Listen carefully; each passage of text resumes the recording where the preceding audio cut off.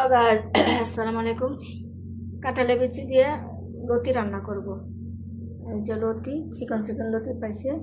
লতি দিয়ে কাঁঠালের বিচি, তারপরে চিংড়ি মাছ, চাপা এগুলো দিব। কাঁঠালের বিচি দিয়ে লতি দিয়ে মাছ আর চাপা আমাদের দেশে এভাবে রান্না করে। এই চিংড়ি মাছ দিলে চাপা দিয়ে, আর আমি আজকে চিংড়ি মাছ দিব।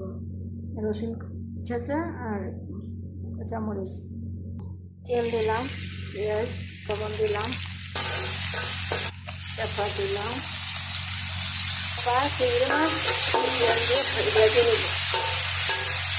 হলুদ মশলা দিলাম, হলুদ দিলাম, রসুন দিলাম, তেলের বিচি দিলাম,